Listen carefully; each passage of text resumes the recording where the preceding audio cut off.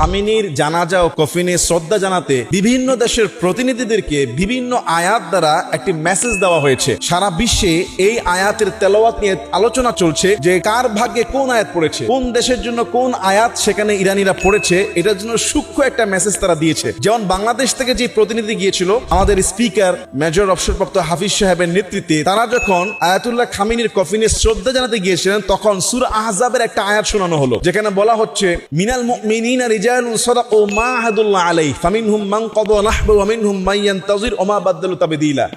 যে মোমেনদের মধ্যে কতক তারা আল্লাহর সঙ্গে ওয়াদা পূর্ণ করেছে এবং সেই অনুযায়ী তারা শহীদ হয়েছে, এবং আরো কতক তারা আল্লাহর ওয়াদার জন্য, ওয়াদা পূর্ণ করার জন্য অপেক্ষায় আছে এবং তাদের হৃদয়ে কোনো পরিবর্তন হয় নাই। তার মানে বাংলাদেশের ভাগ্যে যে আয়াতটা পড়েছে ভালোই, প্রশংসামূলক, যে আমাদের দেশকে ইঙ্গিত করে, জানি না তারা এটাকে কি বহন করেছে, তাদের সহযোগিতার ক্ষেত্রে না আমাদের দেশের জুলাই শহীদদেরকে স্মরণ করেছে, এটা আমি আসলে জানি না।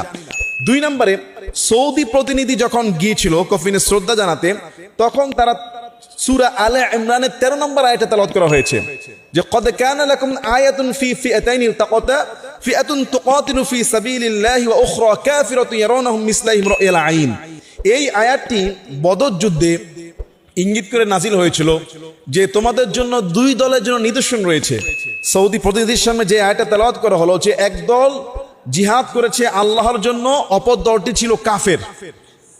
সৌদি প্রতিনিধিকে এই আয়াত দ্বারা কি মেসেজ দেওয়া হলো যে আমরা যেই লড়াইতে আছি, অর্থাৎ সৌদি আরবের প্রতিনিধি তারাও তো একটা পক্ষ বিপক্ষ নিচ্ছে, সমর্থন সহযোগিতা আছে, তাদেরকে স্মরণ করিয়ে দেওয়া হলো যে উহুদ বদর যুদ্ধের মতো এক দল আল্লাহর পক্ষে আর এক দল কাফেরদের পক্ষে, কাফেরদের দল। এরপরে তুরস্কের যে প্রতিনিধি যখন গিয়েছিল তাদেরকে কোন আয়াত দেওয়া হলো? তাদেরকে দেওয়া হয়েছে সূরা নিসার 95 নম্বর আয়াত।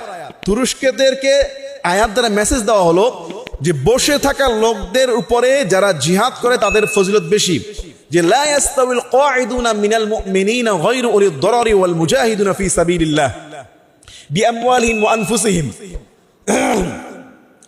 তুরস্কের প্রতিনিধিকে জানানো হলো যে কোনো ওজর ছাড়া যারা বসে থাকে আর যারা জিহাদ করে তারা কিন্তু সমান না। ফাদ্দালাল্লাহুল মুজাহিদিনা বিআমওয়ালিহিম ওয়া আনফুসিহিম আলাল কাঈদিনা দারাজা। যারা জান আর মাল নিয়ে আল্লাহর রাস্তায় লড়াই করে বসে থাকা লোকদের থেকে তারা শ্রেষ্ঠ। এটা তুরস্ককে একটা মেসেজ দেওয়া হলো। লেবাননের প্রতিনিধি যখন যাচ্ছিল তখন তাদেরকে সূরা মুহাম্মদের 37 থেকে 38 নম্বর আয়াত শুনে দেওয়া হলো যে ইয়াসআলকুমুহা ফায়ুহফিকুম তাবখুলু ওয়া ইখরুজ আদওয়ানাকুম। তিনি যদি তোমাদের কাছে কোনো কিছু চাইতেন চাপ দিয়ে তোমরা কৃপণতা করতে, মানে লেবাননকে একটা নেগেটিভ মেসেজ দেওয়া হলো, তুরস্ককে একটা নেগেটিভ মেসেজ দেওয়া হলো যে সাহায্যের জন্য তোমরা কৃপণতা করতে। কিন্তু সেই লেবাননেরই আরেকটা গোষ্ঠী যখন তারা যাচ্ছিল হেজবুল্লাহ, তাদেরকে প্রশংসাসূচক আয়াত শোনানো হলো সূরা আলে ইমরানের 139 নম্বর আয়াত, যে তাদেরকে বোঝানো হলো যে তোমরা দুর্বল হও না, তোমরা দুঃখ করো না, ওয়ালা তাহিনু ওয়ালা তাহজানু ওয়া আনতুমুল আ'লাউনা ইন কুনতুম মুমিনিন। তোমরাই বিজয়ী হবা, যদি তোমরাই শ্রেষ্ঠ, তোমরাই বিজয়ী হবা, তোমরা দুঃখ করো না। এই যে লেবাননের আরেকটা গোষ্ঠী, তাদেরকে প্রশংসা করা হলো। পাশাপাশি আরো প্রশংসাসূচক আয়াত তেলাওয়াত করা হয়েছে ইয়েমেনের যখন বাহিনী, হুতি বাহিনী যখন যাচ্ছিল তখন প্রশংসাসূচক আয়াত তেলাওয়াত করা হলো সূরা আলে ইমরানের 146 নম্বর আয়াত, ফামা ওয়াহানু লিমা আসাবাহুম ফি সাবিলিল্লাহ। যখন তোমাদের উপরে আল্লাহর রাস্তায় কোনো মুসিবত পতিত হয়, ওমা দুআফু ওয়া মাস্তাকানু ওয়াল্লাহু ইউহিব্বুস সাবিরিন, তোমরা হীনবল হওনি, দুর্বল হওনি, নতি স্বীকার করনি। অর্থাৎ ইয়েমেনের প্রতিনিধির উপরে তাদেরকে প্রশংসা করা হলো যে শত বাধার বিপত্তেও তোমরা দুর্বল হও নাই, তোমরা নতি স্বীকার করো নাই, তোমরা গর্জে ছিলা। আর সর্বশেষ কাতার সরকারের প্রতিনিধি যখন যাচ্ছিল তাদেরকে ক্ষমা, সূরা আলে ইমরানের 152 নম্বর শেষের আয়াত শোনানো হলো, তাদের জন্য ক্ষমা, দোয়া, কারণ তারা তো মধ্যস্থকারী, এই জন্য হয়তো তাদের জন্য ক্ষমা করার, মুমিনদের প্রতি যে অনুগ্রহশীল, এই সম্পর্কে শোনানো হয়েছে। দেখেন মধ্যপ্রাচ্যের যেই পলিসি আমরা কিন্তু বুঝছি না।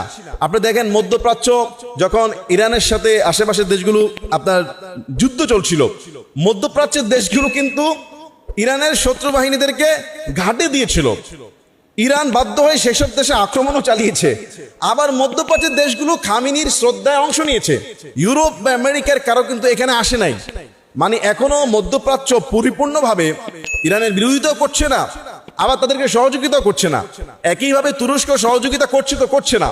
পাশাপাশি বাংলাদেশের ক্ষেত্রে এই আয়াত দ্বারা কি মেসেজ দেওয়া হয়েছে আল্লাহ তাআলাই ভালো জানেন, কারণ তাদের সাথে তো আমাদের অনেক দূরত্ব, আর আমাদের তেমন কূটনৈতিক পাওয়ারও নাই। হয়তো আমাদের দেশের অভ্যন্তরীণ বিষয় হতে পারে এই আয়াতটা।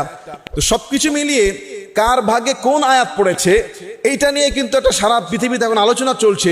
এবং ইরানের এই যে কূটনৈতিক যে মেসেজ কোরআনের আয়াত দ্বারা, কিছুদিন আগে আমরা দেখেছি তারা ওয়ার্ল্ড কাপের ড্রেসিং রুমে, যুক্তরাষ্ট্রের ড্রেসিং রুমে একটা চিঠি লিখে চলে গেছে, সেখানেও একটা বিশ্বকে বার্তা দিয়েছে। সব মিলিয়ে দারুণ তাদের সভ্যতা, তাদের আচরণ এবং তাদের চিন্তা ভাবনা, কিন্তু অনেক কিছু ক্রিয়েটিভিটি দুর্দান্ত। যে এই আয়াতগুলো থেকেও অনেক কিছু আমাদের জন্য মেসেজ রয়েছে। আল্লাহ আমাদের সবাইকে বুঝার এবং আমল করার তৌফিক দান করুক। আল্লাহ